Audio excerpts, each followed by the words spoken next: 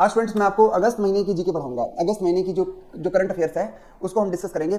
चलिए स्टूडेंट्स देखते हैं, स्टार्ट करते हैं। आज का सबसे पहला प्रश्न क्या है देखेंगे। आज का सबसे पहला प्रश्न क्या है? आज का सबसे पहला प्रश्न पूछा है कि रिजर्व बैंक ने एक आंकड़ा निकाला है। वो कहते हैं कि भारत का डीपीआई इंडेक्स का मान क्या है। डीपीआई की फुल फॉर्म होती है डिजिटल पेमेंट इंडेक्स होती है। डीपीआई की फुल फॉर्म क्या होती है? डिजिटल पेमेंट इंडेक्स होती है। डीपीआई की फुल फॉर्म होती है डिजिटल पेमेंट इंडेक्स होती है। और आप देखेंगे पिछले साल सितंबर 2022 में हमारा डिजिटल पेमेंट इंडेक्स जो था वो 377 था, 377 था। अब मार्च में कितना रहा? मार्च 2023 में हमारा डिजिटल इंडेक्स 395.58 रहा। क्या रहा? 395.98। ये जवाब दिया है प्रियंका का जवाब सबसे पहले आया, बिल्कुल सही जवाब। अगले क्वेश्चन पे आते हैं। आप इसके बारे में डिटेल देख सकते हैं कि भारत का आप देख सकते हैं सितंबर 2022 में डिजिटल डीपीआई इंडेक्स 377 था। आगे बढ़ते हैं, अगले क्वेश्चन दिखाते हैं। आज देखते हैं भारत का फिजिकल डेफिसिट, राजकोषीय घाटा। भारत का राजकोषीय घाटा। आप मुझे ये बताएंगे कि हमारा पिछले साल का 2022-23 का राजकोषीय घाटा कितना प्रतिशत रहा? भारत का राजकोषीय घाटा पिछले साल कितना रहा? पिछले साल 6.7% था राजकोषीय घाटा। और 2023-24 में कितना रहने का अनुमान है? इस साल हमारा राजकोषीय घाटा 6.4 रहेगा। डेफिसिट तो हमेशा थोड़ा रहना चाहिए। ऐसा सरकार ने 2025-26 के लिए लक्ष्य क्या रखा है राजकोषीय घाटे का? देखते हैं जवाब कौन। लक्ष्य क्या है? राजकोषीय घाटा कितने % से नीचे लेके आने का लक्ष्य है? राजकोषीय घाटा कितने से बिलो लेके आना है? बिलो कितने से नीचे लेके आना है? 4.5% से नीचे लेके आना है हमें ये घाटा। धीरे धीरे ये जो घाटा है 25-26 तक हम एक सर बोलिए ना फॉर्म 25-26 तक जो ये घाटा है 4.5% लेके आना है। तो 2023-24 का जो हमारा जो घाटा है वो 6.4% है। अब हमने इसका कितना परसेंट अभी बताएंगे। जून अप्रैल मई जून 3 महीनों में, यानी कि फर्स्ट जो क्वार्टर है अप्रैल से लेकर जून तक का, उसमें ये कितना परसेंट कर लिया? चौथा हिस्सा है तो 25% ही होता है। अपने आप ही समझ आ गया कि हमने पूरे साल में 100% करना है। चौथा हिस्सा होता है, साल में 4 आएंगी तिमाहियां आएंगी, साल में 4 आएंगी, तिमाही 4 आएंगी, तो 25% ही होगा। तो सरकार बिल्कुल सही लक्ष्य की तरफ बढ़ रही है। ये जो भारत का जो राजकोष, लेकिन फिर भी 25 से भी कुछ ऊपर है, यानी कि इन्होंने इस बार जो फिजिकल डेफिसिट का लक्ष्य है उससे ऊपर चलेंगे। 25.3 कर दिया है, थोड़ा सा ऊपर किया है राजकोषीय घाटा। थोड़े से क्वेश्चन मुश्किल होंगे, आगे देखते हैं। अगले क्वेश्चन की तरफ आते हैं। अभी भारत के सीबीआईसी डिपार्टमेंट का आप मुझे बताएंगे अध्यक्ष कौन है? एक होता है सीबीडीटी होता है, एक सीबीआईसी होता है। सीबीडीटी के चेयरमैन का नाम है नितिन गुप्ता है। सीबीडीटी के चेयरमैन का नाम नितिन गुप्ता है और सीबीआईसी के चेयरमैन का नाम है संजय अग्रवाल है। संजय अग्रवाल जो है वो सीबीआईसी के चेयरमैन है। सीबीआईसी के चेयरमैन कौन है? संजय अग्रवाल है। भारत में डायरेक्ट जो टैक्स है, इंडिया का जो प्रत्यक्ष है, डायरेक्ट जो टैक्स है ना, उसके ऊपर डिपार्टमेंट तो है सीबीडीटी है। और जो अप्रत्यक्ष जो होते हैं कर होते हैं उस पर सीबीआईसी होता है। आपने मुझे बताना है जो वस्तुओं पर लगता है टैक्स, जो सामान पे टैक्स लगता है, वो कौन सा डिपार्टमेंट होता है? जो सामान पे टैक्स लगेगा, वस्तुओं और सेवाओं पे लगने वाला टैक्स किस प्रकार का टैक्स होता है? वस्तु और सेवा पे, सर्विस और गुड्स पे जीएसटी कौन से डिपार्टमेंट के अंडर में आता है? सीबीआईसी के अंडर में आता है। बिल्कुल सही जवाब है। और जो पैसे के ऊपर टैक्स लगता है, जो अमीर लोगों पे लगता है टैक्स, जैसे कि इसका मैंने बताया था wipro.co.in। wipro.co.in क्या मतलब है? विप्रो का मतलब, W का मतलब हो गया wealth tax, property tax, corporate tax, income tax. ये सारे टैक्स कैसे हैं? डायरेक्ट हैं। तो कौन कौन से टैक्स डायरेक्ट हैं? Wealth tax, property tax, corporate tax, income tax. 4 प्रकार के टैक्स डायरेक्ट होते हैं। और इनडायरेक्ट जो टैक्स है, एक तो जीएसटी है और दूसरा टैक्स जो इनडायरेक्ट है वो कस्टम ड्यूटी है, जो विदेशों से आने वाले सामान पर लगता है। अब भारत के जो सीबीआईसी डिपार्टमेंट है, इन्होंने एक नया नियम निकाला है। उन्होंने कहा है कि ऐसा व्यापारी जिसकी साल में 5 करोड़ रुपए से ऊपर की टर्नओवर है, जो साल में 5 करोड़ रुपए से ऊपर टर्नओवर है जिसकी, उसको अब ई इनवॉइस जनरेट करनी पड़ेगी। वो पर्ची रसीद हाथ से नहीं काट सकता। वो हाथ से बिल, जैसे जीएसटी में जब सामान भेजते हैं तो हाथ से बना हुआ बिल दे देते थे। अब कहते हैं कि कंप्यूटर में डालना पड़ेगा बिल आपको। ई जनरेट, ई इनवॉइस होनी चाहिए, इलेक्ट्रॉनिक इनवॉइस होनी चाहिए। तो ये पहले ये सीमा थी 2 करोड़ थी, अब ये सीमा कितने से ऊपर कर दी है? 5 करोड़ कर दी है। ये कौन से डिपार्टमेंट ने नियम दिया है? सीबीआईसी का नियम है। ये इंपॉर्टेंट क्वेश्चन है। क्या आपको ये समझ आ गया? आगे समझ स्टूडेंट्स, आपको यस या नो लिख दो, आगे बढ़ते रहे। तो 5 करोड़ से ऊपर टर्न। और ये भी क्वेश्चन आ सकता है, ये जो है ये ई इनवॉइस सिर्फ किसके लिए एक बार शुरू किया है? बिजनेस टू बिजनेस, यानी कि एक जो होलसेलर होता है, बड़ा व्यापारी होता है, जो वो रिटेलर को सामान बेचेगा उस समय करना है। अगर वो किसी ग्राहक को देगा, कस्टमर को रिटेल बेचेगा, वहां पर ये नहीं चाहिए अभी, एक बार सिर्फ बिजनेस टू बिजनेस में है। और ये 28 जुलाई से शुरू हो चुका है, ये इफेक्ट हो चुका है। ये बहुत बार ऐसा होता है डेट भी आ जाती है, तो 28 जुलाई से ये शुरू हो चुका है। नेक्स्ट क्वेश्चन की तरफ आते हैं। भारत में विश्व कॉफी सम्मेलन हो रहा है। इस कॉफी सम्मेलन का आप मुझे बताएंगे ब्रांड एम्बेसडर कौन बनाया गया है? इस कॉफी सम्मेलन का ब्रांड एम्बेसडर बनाया गया रोहन बोपन्ना। रोहन बोपन्ना टेनिस खिलाड़ी हैं या नहीं है? क्या रोहन बोपन्ना टेनिस प्लेयर हैं? यस, टेनिस प्लेयर हैं। अब आपसे पूछ सकते हैं कि ये जो ये कॉफी समिट हो रही है, ये कहां पर हो रही है? ये बेंगलुरु में हो रही है। कहां पर हो रही है? बेंगलुरु में हो रही है। कॉफी कहां पर ज्यादा बनती है? बेंगलुरु की कॉफी प्रसिद्ध है, ये बेंगलुरु में हो रही है। और इसकी थीम पूछ सकते हैं, sustainability through circular economy and regenerative agriculture. क्या है? Sustainability through circular economy and regenerative agriculture. ये मुझे बताएंगे सर्कुलर इकोनॉमी क्या होती है। आप मुझे बताएंगे सर्कुलर इकोनॉमी क्या होती है। ऐसी अर्थव्यवस्था जहां पर एक अर्थव्यवस्था का अपशिष्ट दूसरे चरण में इनपुट के रूप में यूज हो, तो उसे सर्कुलर इकोनॉमी कहते हैं। मतलब जैसे आप जानते हैं कि अर्थव्यवस्था में एक चरण का अवशिष्ट, एक फेज का जो स्क्रैप होता है, वो एक अर्थ व्यवस्था का अवशिष्ट कह सकते हैं, अवशिष्ट। एक चरण का अवशिष्ट जो होगा वो दूसरे का इनपुट होगा, दूसरे का इनपुट। इससे क्या होगा, हमारे इकोनॉमी में स्क्रैप नहीं होगा, कुछ भी स्क्रैप नहीं होगा। जैसे मान लीजिए किसी उद्योग में कागज जो होता है वो वेस्ट के रूप में होता है। जैसे हमारी देख लीजिए, हमारी कोचिंग में हम OMR शीट यूज करते हैं, हमारे टेस्ट होते हैं, हर सोमवार को होते हैं, टेस्ट होते हैं पूरी कोचिंग में, OMR शीट पे होते हैं। तो हमारे पास OMR शीट के बड़े बंडल भर जाते हैं। अब हमारे लिए तो वो वेस्ट है, हम उसे रद्दी वाले को दे देते हैं। रद्दी वाला आता है, OMR शीट भरी होती है, तो हमारे कोई है नहीं काम की वो शीटें, वो हम उनको देते हैं। अब बहुत सारी ऐसी उद्योग होंगे जिनमें ये रिसाइकिल हो जाता होगा, ये कागज जो है रिसाइकिल होता है, इनपुट के रूप में रिसाइकिल होता होगा। आपको ये पता है कि 5R ऑफ सर्कुलर इकोनॉमी, हम बात लिखते हैं 5R of circular economy. Circular economy के 5R देख लीजिए कौन कौन से हैं। सर्कुलर इकोनॉमी में 5R होते हैं: reducing, reusing, refurbishing, repairing and recycling. ये एक सर्कुलर इकोनॉमी के 5R होते हैं। तो अब ये कॉफी उद्योग में आपने देखा ये 5R ऑफ क्या है, ये 5R of circular economy, circular economy के 5R हैं ये: reducing, reusing, refurbishing, repairing and recycling. तो अभी हमने देख लिया सर्कुलर इकोनॉमी को। तो आपने देखा कि ये इस बार की जो कॉफी कॉन्फ्रेंस हो रही है, ये कह रहे हैं कि यानी कि देश में सर्कुलर इकोनॉमी अच्छी होती है। आगे बात करते हैं, अगले क्वेश्चन की तरफ आते हैं। भारत में 9000 पुस्तकालयों को डिजिटल किया जा रहा है, कौन सी स्कीम के तहत? अब जमाना ना कागज पेन का नहीं आएगा, ये मैगजीन्स का आएगा, इलेक्ट्रॉनिक मैगजीन, हार्ड कॉपी बंद हो जाएगी धीरे धीरे।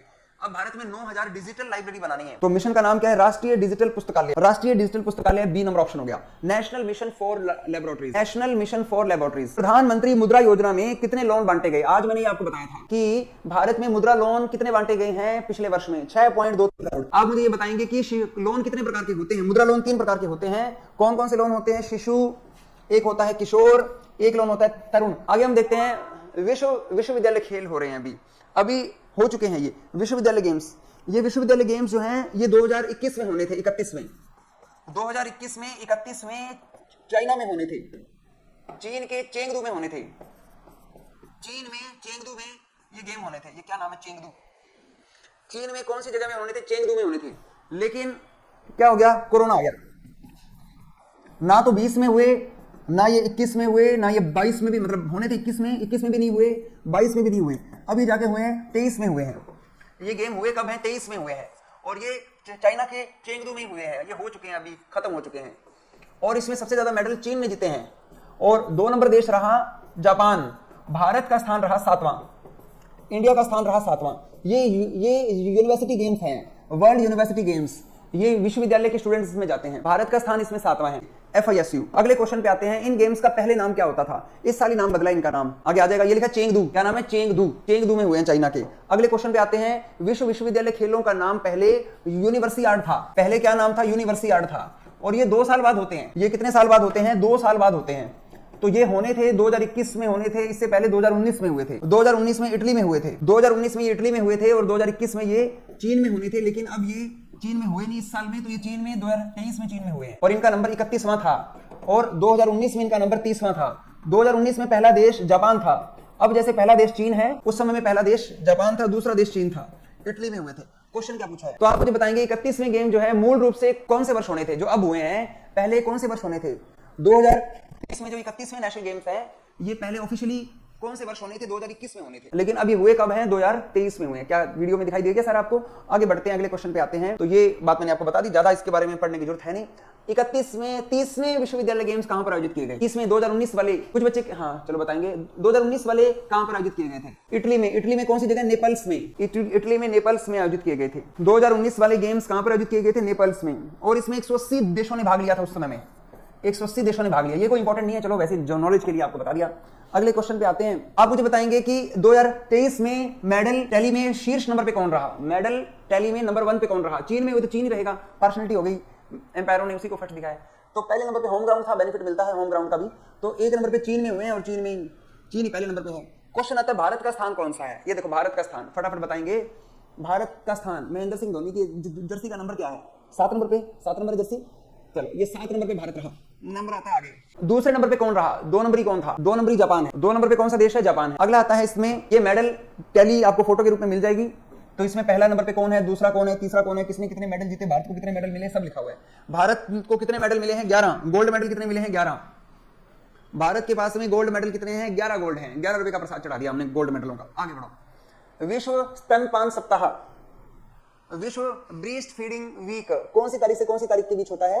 1 से 7 अगस्त के बीच में होता है। नेक्स्ट क्वेश्चन पे आते हैं। इस बार की थीम क्या है? Let's make breast feeding and work. माँ के लिए जो होता है, बच्चों के लिए जो होता है, माँ का दूध काफी अच्छा माना गया है। आगे बात करते हैं। मुस्लिम महिलाओं का अधिकार दिवस कौन सी तारीख को मनाया जाता है? मुस्लिम महिलाओं का अधिकार दिवस कौन सी तारीख को मनाया जाता है? 1 अगस्त को मनाया जाता है, क्योंकि 1 अगस्त 2019 में, मैंने एक बार ना 2017 लिख दिया था, 2019 को भारत में ट्रिपल तलाक एक्ट आया था। ट्रिपल तलाक मतलब कि तलाक तलाक तलाक, मुस्लिम महिलाओं में ऐसे तलाक की जो थी प्रोसेस थी वो हटा दी गई और महिलाओं को वैसे अधिकार दिए गए, मुस्लिम महिलाओं को भी, इसलिए मुस्लिम महिला अधिकार दिवस मनाया जाता है। नेक्स्ट क्वेश्चन पे आते हैं। फेफड़ों के कैंसर दिवस कौन सी तारीख को मनाया जाता है? आपको ये पता है कि कैंसर दिवस भारत में 7 नवंबर को मनाया जाता है। 7 नवंबर को भारत में कैंसर दिवस मनाया जाता है। नेशनल कैंसर दिवस है, राष्ट्रीय कैंसर दिवस है। और पूरे विश्व में कैंसर दिवस 4 फरवरी को मनाया जाता है। 4 फरवरी को विश्व कैंसर दिवस होता है। 4 फरवरी को विश्व कैंसर दिवस होता है। 4 फरवरी को फेसबुक की स्थापना भी हुई थी। फेसबुक भी एक कैंसर है, बात करेंगे आगे। फेफड़ों का कैंसर दिवस कौन सी तारीख को होता है? देखते हैं सबसे पहला जवाब किसका आता है। ये भी 1 अगस्त को ही होता है। लंग्स के जो कैंसर है उसका भी 1 अगस्त को ही है। नेक्स्ट क्वेश्चन पे आते हैं। अगला क्वेश्चन आता है कि प्रोजेक्ट टाइगर के संबंध में कौन सा कथन सत्य है? आप जानते हैं कि 1 अप्रैल 1973 को इंदिरा गांधी ने क्या किया था? प्रोजेक्ट टाइगर शुरू किया था। और अभी मोदी जी ने 1 अप्रैल 2023 को कहा है कि सिर्फ टाइगर ही नहीं बचाएंगे, हम पूरी बिल्ली की प्रजातियां बचाएंगे। बिग कैट, सारी बिल्ली की रिश्तेदार सारे, चाहे जैगुआर हो, चाहे वो लॉयन हो, चाहे स्नो लेपर्ड हो, तेंदुआ हो, प्यूमा हो, सबको बचाएंगे। आईबीसी मोदी जी ने शुरू किया। आप मुझे बताएंगे शेर दिवस कौन सी तारीख को मनाते हैं? शेर दिवस 10 अगस्त को मनाया जाता है, बिल्कुल सही जवाब है। हाथी दिवस कब मनाया जाता है? हाथी दिवस कौन सी तारीख को मनाया जाता है? 12 अगस्त। आकाश का जवाब बिल्कुल ठीक आ रहा है, 12 अगस्त को हाथी दिवस होता है। आप मुझे बताएं कुत्ता दिवस कौन सी तारीख को मनाया जाता है?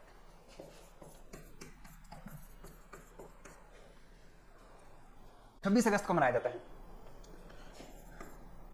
कुछ बच्चे हंस रहे हैं। टाइगर दिवस कौन सी तारीख को मनाया जाता है? टाइगर दिवस कौन सी तारीख को मनाया जाता है? 29 जुलाई को मनाया जाता है।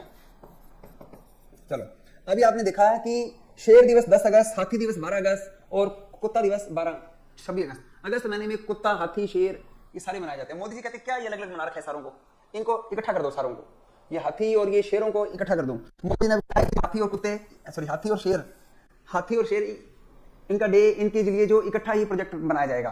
तो मोदी जी ने इनको इकट्ठा कर दिया है, हाथी और शेरों को।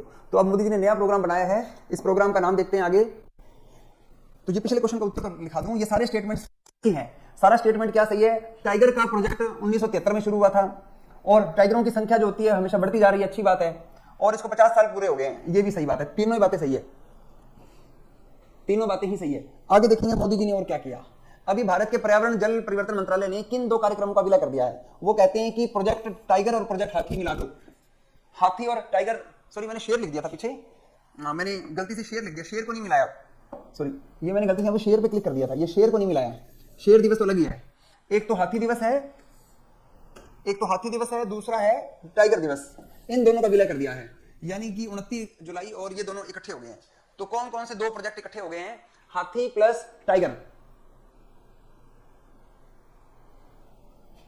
चलो अब देखेंगे अब क्या कर दिया मोदी जी ने, क्या कर दिया, प्रोजेक्ट टाइगर और प्रोजेक्ट एलिफेंट को इकट्ठा कर दिया कि क्या अलग अलग कर रखा है, इकट्ठा कर दो। जिस नेशनल पार्क में हाथी होंगे वहीं पर ही टाइगरों को भी संभाल लेंगे, इकट्ठा ही संभाल लेंगे। अलग अलग आदमी लगाने पड़ते हैं, टाइगर संभालने वाला अलग आदमी है, पैसे ले रहा है, हाथी संभालने वाला अलग ले रहा है, कि इकट्ठा कर दो सारे कार्यक्रमों को, दिमाग लगा रहे हैं। तो ये है प्रोजेक्ट टाइगर और प्रोजेक्ट एलिफेंट इकट्ठे कर दिए।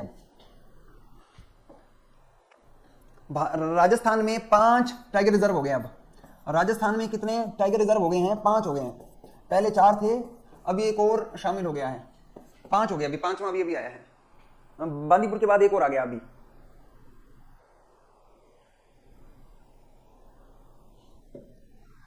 कुछ कह रहे हैं आकाश, आपका हावर का कमाल है, ह्यूमर कमाल। अच्छा आगे देखते हैं, निम्नलिखित में से कौन सी कंपनी तमिलनाडु के कांचीपुरम जिले में एक इन्वेस्टमेंट करने के लिए 1600 करोड़ रुपए का इन्वेस्टमेंट करने का वादा किया है?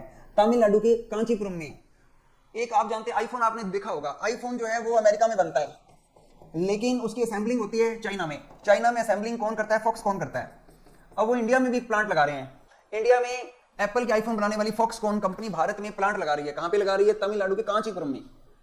तमिलनाडु के कांचीपुरम में आईफोन बनेंगे, आप जाओ तो कभी ले आना वहां से। यहाँ सस्ता बन जाएगा, यही बनेगा, बाहर से आएगा नहीं, इंडिया में बन जाएगा। तो कभी जाओ तमिलनाडु में तो वहीं से ले लेना। आगे देखेंगे राजस्थान के 4 जीआई टैग मिले हैं, अभी 5 मिले हैं वैसे तो, इसमें 4 लिखे हैं। तो क्या इसमें देखो, ये तो राजस्थान, गलती से राजस्थान लिख दिया, ये सारे राजस्थान के नहीं है। ये तो जलेसर की धातु शिल्प, ये तो यूपी की है, गलती से इन्होंने सारे राजस्थान के कर दिए। राजस्थान के तो इनमें 3 ही है, उदयपुर की कोफ्तगिरी, बीकानेर की कसीदाकारी, जोधपुर की बंदेज शिल्प। इसके अलावा बीकानेर की उस्ता कला भी है, बीकानेर की उस्ता कला, ये सारी ये राजस्थान के हैं सारे। बीकानेर की उस्ता कला, बीकानेर की कसीदाकारी, उदयपुर की कोफ्तगिरी, जोधपुर की बंदेज, ये सारे राजस्थान के हैं। ये उत्तर प्रदेश का है। अब देखते हैं इस साल की कितने जीआई। आप ये जानते हैं कि जियोग्राफिकल इंडिकेशन जो एक्ट है भारत में, जीआई एक्ट भारत में 1999 में आया था, और भारत का पहला जीआई टैग 2003 में दार्जिलिंग की चाय को घोषित किया गया था। सर ये 2003 में भारत में लागू हुआ, और दार्जिलिंग की चाय 2004 की भारत की पहली क्या थी, जीआई टैग थी। दार्जिलिंग की चाय भारत की पहली जीआई टैग थी। अब मुझे बताओ कि ये जीआई टैग क्यों दिया जाता है? जिसको जीआई टैग मिल जाता है उसको विश्व में पहचान मिलती है, उसको ऑर्डर्स मिलते हैं वर्ल्ड लेवल पे, और साथ में उसको कुछ पैसे भी मिलते हैं। जब वो सामान कोई और बेचेगा तो उसको पैसे देगा। आप मुझे बताएंगे कि रसगुल्ला किसने बनाया? रसगुल्ले का आविष्कार पहले पता ही नहीं था रसगुल्ला किसने बनाया, फिर बाद में जीआई टैग दिए गए, उसमें ढूंढा गया तो पता चला नौबीन चंद्र दास, इसने रसगुल्ला बनाया है। रसगुल्ला बनाने वाला आदमी कौन है? सबसे पहले ये था, ये बाद में पता चला, नौबीन चंद्र दास, इसने रसगुल्ला बनाया था। रसगुल्ला, रसगुल्ला क्या होता है? पंजी रसगुल्ले जो होते हैं वो इसके बने हुए हैं। तो ऐसे करके बहुत सारे लोग ना अब ढूंढ रहे हैं कि कौन सी चीज किसने बनाई। जैसे हम देखते हैं ना कि जैसे बल्ब का आविष्कार किसने किया, या टीवी का आविष्कार किसने किया, मोबाइल किसने बनाया। अब भारत वाले आविष्कार तो कर लेते हैं, उनके नाम ही नहीं पता चलता किसने बना दिया, क्या चीज बना दी।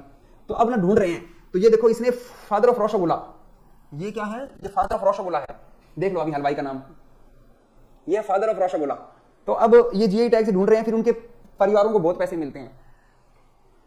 ठीक है, तो अब जीआई टैग हम देख रहे हैं। अब धीरे धीरे पहले तो स्टेट वाइज, फिर उसके बाद में आदमी ढूंढेंगे पर्टिकुलर ये किसने बनाया। तो आम की कौन सी ऐसी उसकी आम की कौन सी ऐसी किस्म है जिसको कि जीआई टैग मिला है? तो बताइए अभी कौन से, ये अभी हाल ही में पूछा है। अल्फांसो ऑफ महाराष्ट्र के पास है, ये लंगड़ा आम यूपी के पास है। अभी कौन से आम को जीआई टैग? देखो वैसे लंगड़ा आम भी दिया गया था, लंगड़ा आम यूपी का है, लेकिन अभी मान कोराड आम जो है गोवा का, इसको अभी जीआई टैग मिला है। तो इसका आंसर डी आएगा। आइए हम देखते हैं अभी हाल ही में कौन कौन से जीआई टैग मिले हैं। हाल ही में जो जीआई टैग मिले हैं उनकी लिस्ट आपके सामने इस प्रकार से आ गई है। सबसे पहले हमने देखा जालेसर धातु शिल्प है, गोवा का मान कोराड आम है, गोवा का बिबिंका, बिबिंका क्या होता है? केक होता है, केक है ये जो अपने खाते हैं, ये सारा केक जो है ये वो वाला केक है, मतलब वो चॉकलेटी केक है। उदयपुर की कोफ्तगिरी ये हथियारों पर होती है। बीकानेर की कसीदाकारी ये होती है कपड़ों पे। जोधपुर की बंदेज की साड़ियां, ये साड़ी होती है। और बीकानेर की उस्ता कला ये ऊंट पर होती है। अभी अगस्त महीने में कितने जीआई टैग दिए गए हैं? 7 जीआई टैग दिए गए हैं। तो ये सातों याद कर लेना, पेपर में एक आधा जीआई टैग पूछ सकता है आपसे। ये अभी अगस्त महीने की न्यूज में से। कला है वो किस स्थान की प्रसिद्ध है?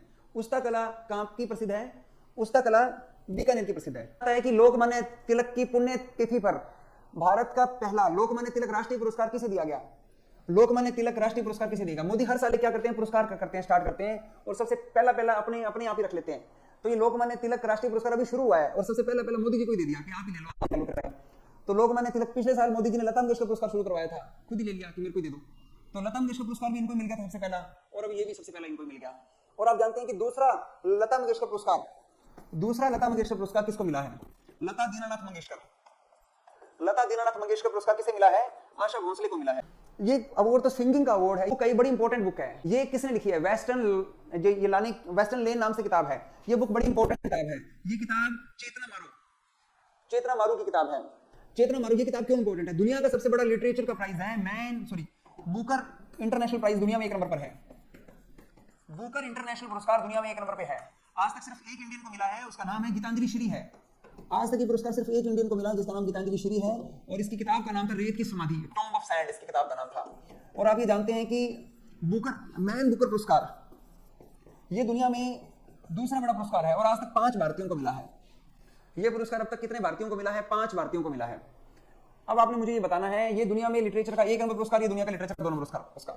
वेस्टर्न कौन से कंपटीशन में ये लॉन्ग लिस्टेड हुई थी? लास्ट की 13 किताबों में लॉन्ग लिस्टेड हुई थी ये बुकर प्राइज में। अभी बुकर कौन सा है? मैन बुकर है, या शायद ये मैन बुकर है। मैन बुकर में ये किताब शॉर्ट लिस्टेड हुई थी, इसीलिए ये प्राइज इंपॉर्टेंट है। अगले क्वेश्चन आते हैं। अगली किताब है कारगिल एक यात्री की कहानी, यात्री की जुबानी। कारगिल एक यात्री की जुबानी किताब किसकी है? ये किताब ऋषि राज की किताब है। आते हैं वर्ल्ड वाइड वेब। आप मुझे बताएंगे www का आविष्कार किसने किया? www का आविष्कार किसने किया, कौन बता सकता है?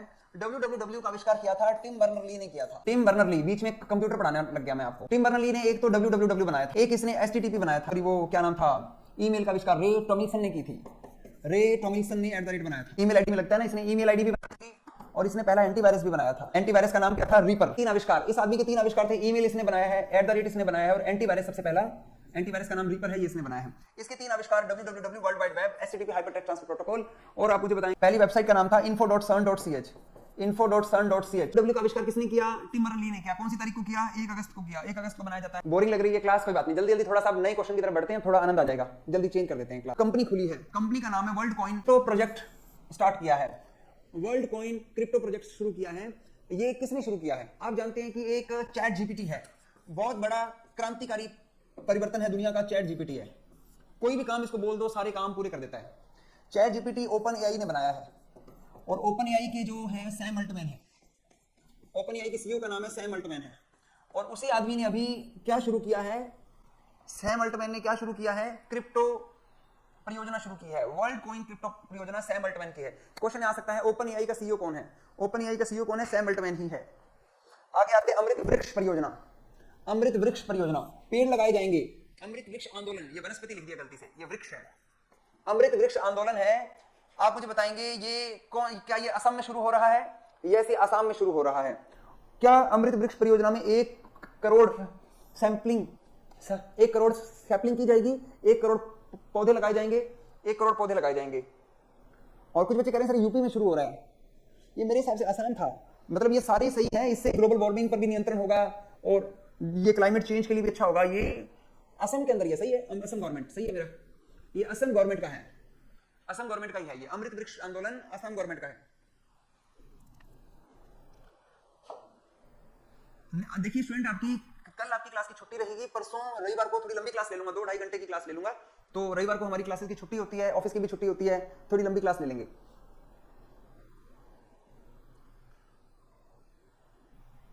प्रियंका कह रही है कि सर यूपी की तो वृक्ष धन योजना है, मैं चेक कर लूंगा, मेरे को याद नहीं है। वृक्ष धन योजना ये यूपी की बता रहे हैं और ये है अमृत वृक्ष आंदोलन। चलो आगे बढ़ते हैं। देखो आपके ना एग्जाम में एक क्वेश्चन, ग्रामीण बैंकों में 2 क्वेश्चन मेले के आएंगे, मेले और ये जो होते हैं ना कोई त्योहार वगैरह के आते हैं, तो ऐसे मुझे ये लगा कि ये टॉपिक पढ़ा देना चाहिए।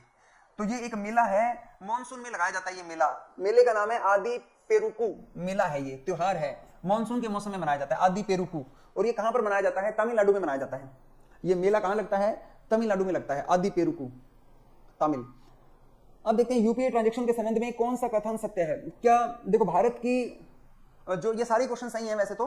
भारत की जो यूपीआई है ये 15 लाख करोड़ रुपए की हमारी क्या है, यूपीआई ट्रांजैक्शन हुई है।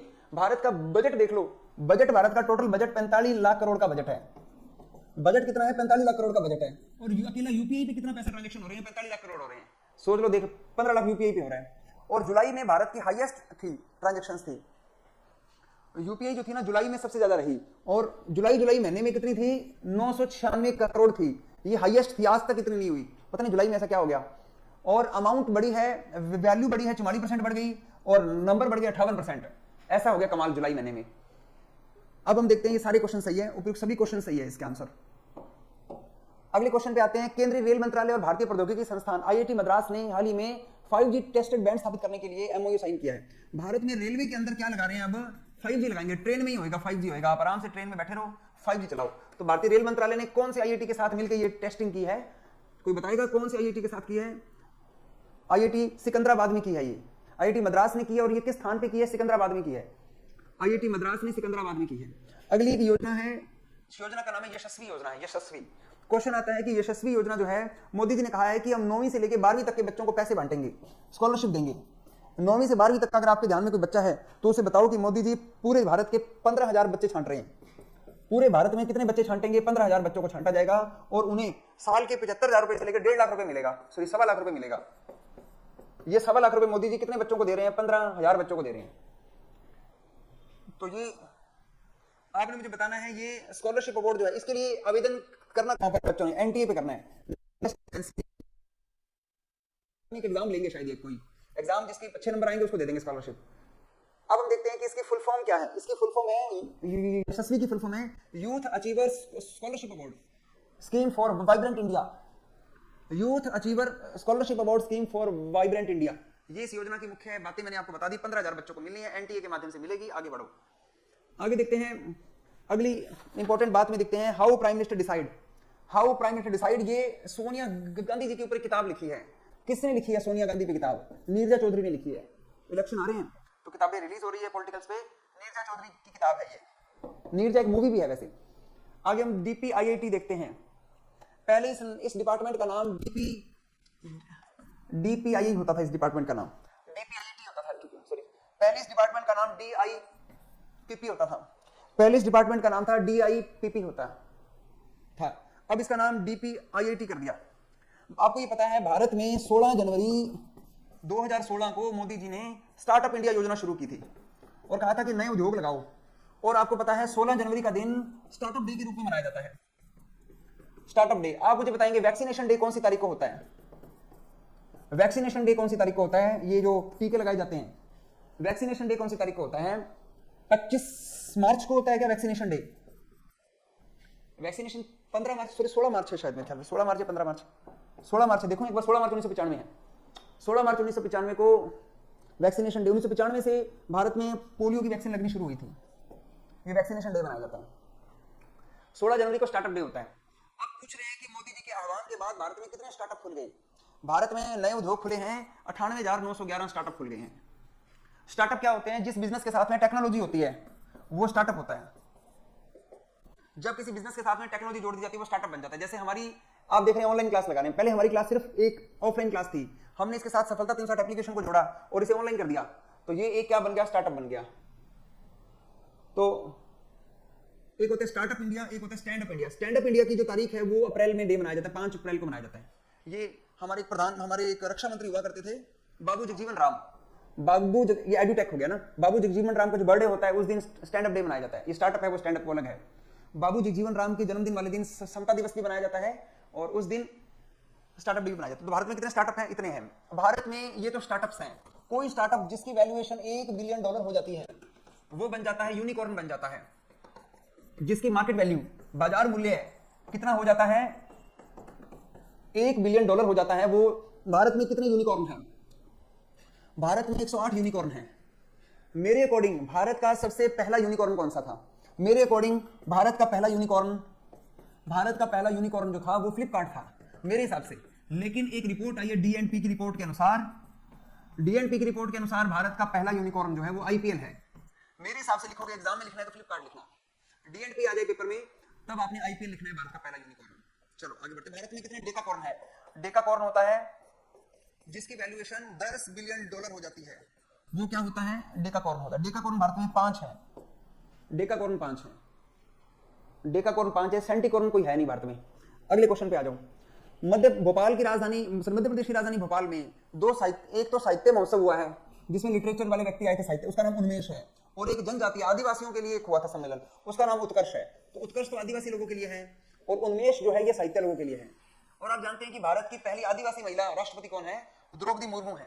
तो ये दोनों का सम्मेलन का उद्घाटन किसने किया? द्रौपदी मुर्मू ने किया। आप मुझे बताएंगे जीसी मुर्मू कौन है? ये तो द्रौपदी मुर्मू था, जीसी मुर्मू कौन है? क्या लगते हैं जो भारत के? जीसी मुर्मू कौन है? ये द्रौपदी मुर्मू तो राष्ट्रपति है, राष्ट्रपति का नाम तो द्रौपदी मुर्मू है। तो जीसी मुर्मू भारत के क्या लगते हैं? ये भारत के कैग हैं। कैग क्या होते हैं? कंट्रोलर ऑडिटर जनरल हैं। कैग है ये भारत के, कैग होती है कंट्रोलर ऑडिटर जनरल। देखते हैं भारत ने एक नया प्रकार का वीजा शुरू किया जो भारत में इलाज के लिए आना चाहते हैं। भारत में कौन आएगा इलाज करने के लिए? तो कहते हैं ये जो भारत में नेचुरोपैथी है, कोई योगा के द्वारा ठीक करने के लिए आना चाहते हैं, तो आयुष वीजा। भारत के लिए कौन सा वीजा शुरू किया है? आयुष वीजा। आयुष की फुल फॉर्म मैंने आपको बताई थी। ए का मतलब क्या है? आयुर्वेदा। वाई का मतलब योगा एंड प्राकृतिक चिकित्सा, योगा और प्राकृतिक चिकित्सा। और यू का मतलब है यूनानी, एस का मतलब होता है सिद्धा, और एच का मतलब होम्योपैथी, वो मीठी गोलियां, होम्योपैथी। तो ये आयुष हो गया। तो अगर कोई इनमें से किसी भी चीज के लिए भारत में आना चाहता है, ये आयुष हो गया। इसी कंपनी को महारत्न का दर्जा दिया गया, फटाफट करो। महारत्न का दर्जा ऑयल इंडिया लिमिटेड, ये तो बता दी मैंने आपको। भारत की कितनी कंपनियां महारत्न है? फटाफट बता दो। महारत्न कितनी हो गई है? 13। नवरत्न कितनी हो गई है? नवरत्न तेल नहीं है, नवरत्न ये कंपनी है 14। और भारत के मिनी रत्न कितनी हो गई है? 72। मिनी रत्न कितनी हो गई है? 72 हो गई है, टोटल 99 हो गई है। अगला क्वेश्चन आता है भारत में नवरत्न, भारत में महारत्नों की संख्या कितनी हो गई है? 13। महारत्नों की संख्या कितनी हो गई है? 13। अगला क्वेश्चन है महारत्नों के नाम है। महारत्नों के नाम क्या है? ओएनजीसी, एनटीपीसी, सेल, भेल, GAIL, IOC, CIL, BPCL, HPCL, PFCL, power grid. ये भारत की लिस्ट मिल जाएगी, आपको याद कर लेना इसको। पिछले साल पेपर में आरईसी का क्वेश्चन आया था, भारत की 12वीं महारत्न पिछले साल आरबी में आया था। इस साल ये क्वेश्चन पक्का आएगा, मेरा नाम लिख लो 100%। ऑल इंडिया लिमिटेड वाला 100% क्वेश्चन आएगा, याद कर लेना। और नेक्स्ट क्वेश्चन पे आते हैं। और ओएनजीसी विदेश लिमिटेड जो है ये भारत की क्या बन गई है? ओएनजीसी विदेश लिमिटेड भारत की नवरत्न बन गई है। विदेश लिमिटेड भारत की क्या बन गई? नवरत्न बन गई है। आगे देखते हैं भारत के जो राजमार्ग हैं, भारत के जो राजमार्ग हैं अभी उनको उनके लिए ऐप बनाई है भारत सरकार ने, राजमार्ग यात्रा ऐप है। कौन सी ऐप है? राजमार्ग यात्रा ऐप है। जल्दी जल्दी पढ़ा देता हूं स्टूडेंट, देखा जाएगा। अभी पाकिस्तान ने अमेरिका के साथ एक समझौता किया है, CIS मोया योजना। मोया क्या है? ये मोया क्या नाम है? सिस मोया। ये मोया योजना पाकिस्तान और अमेरिका के बीच हुई है। बाकी डिटेल में बताता, भारत के पास भी ऐसी मोया मोया योजनाएं और भी हैं, जैसे कि ले मोया, बेको बेको कासा, ये भारत के साथ भी अमेरिका ने कर रखे हैं। ये मोया मोया सारे उधर के ही हैं, अमेरिका के साथ एग्रीमेंट है। क्या होते हैं ये बताएंगे आपको, भी टाइम कम है। राजस्थान को पैसे दिए नाबार्ड ने RIDF के लिए सड़कें बनाने के लिए। कितने रुपए दिए नाबार्ड ने भारत को? राजस्थान को। राजस्थान को नाबार्ड ने, RIDF वालों ने ये सड़कें बनाने के लिए पैसे दिए हैं। बताओ कितने पैसे दे दिए? 1974.7 करोड़ रुपया अशोक गहलोत को दे दिया है। 1974.07 करोड़ रुपया ये दिया है। स्टूडेंट पढ़ लेते हैं, आपका एग्जाम है, एक दिन रविवार का दिन है आपके पास, कल की छुट्टी है, फटाफट आप देख भी लोगे। प्रधानमंत्री मोदी अभी ब्रिक्स की मीटिंग में भाग लेने के लिए कहां गए हुए हैं? वहां पता नहीं क्या बोल के आगे मोदी कहते मैं चीन के दक्षिणी भाग में आया हूं, जबकि गए अफ्रीका में थे। ये जोहान्सबर्ग अफ्रीका के अंदर है। वो कहते मैं चीन आया हूं। वो कहते क्या हो गया तेरे को? वहां उनका भाषण सुनना मोदी जी का। जोहान्सबर्ग में गए हैं मोदी जी। कहां गए हैं? जोहान्सबर्ग में। आगे देखते हैं। अभी भारत में ना, भारत जैसे सड़कें बनाने का किसी को ठेका दे देता है, तो ठेके के बीच में ठेकेदारों और सरकार के बीच में क्या हो जाता है? विवाद हो जाता है। वो ठेकेदार कहते हैं भाई मैं इतने पैसे लूंगा, सरकार कहती मैं नहीं देती। तो अभी योजना शुरू की है, कोई भी सरकार के साथ कोई विवाद है, कोई कोर्ट केस है, सरकार कहती है हमारे पास आओ, मोदी जी कहते मेरे पास आओ, विवाद से विश्वास निपटा लेंगे, अपने मिल बैठ के निपटाएंगे। तो ठेकेदारों के साथ भारत के जो विवाद है, मिस्त्रियों के साथ जो कोर्ट केस हैं, सरकार कह रही है कि हम उन्हें बैठ के निपटा लेंगे। कौन सी योजना के तहत? विवाद से विश्वास 2.0। ऐसी योजना इनकम टैक्स डिपार्टमेंट की भी थी। कोई इनकम टैक्स के जो केस कुछ थे, सरकार कहती है बैठ के निपटाओ। कोर्ट में क्या मिलता है? तारीख, तारीख पे तारीख, इंसाफ नहीं मिलता, मिलती है तो सिर्फ तारीख। तो अब हम देखते हैं अगली योजना, विवाद से विश्वास है, बैठ के निपटाओ। अब क्या है कि बाल अधिकार संरक्षण आयोग है भारत का, एक बच्चों के लिए एक ऐप बनाई है। ऐप का नाम है मासी है, मासी मासी ऐप बनाई गई है बच्चों के लिए। कौन सी ऐप बनाई है? मासी ऐप बनाई है। मासी की फुल फॉर्म पूछी है। अब मासी की फुल फॉर्म क्या हो सकती है देख लो। Monitoring application for seamless, seamless होती है बाधाएं, एंड सिस्टमैटिक इंस्पेक्शन। तो ये D number option, E number option होना चाहिए। मासी का फुल फॉर्म देख लेना। अभी भारतीय स्टेट बैंक का लाभ बढ़ गया है। भारतीय स्टेट बैंक ने 6000 करोड़ रुपए से अधिक का लाभ कमाया है। पता नहीं ऐसा क्या कर दिया है, अप्रैल से जून में बड़ा लाभ बढ़ गया। 6000 करोड़ रुपए का प्रॉफिट बढ़ गया स्टेट बैंक का।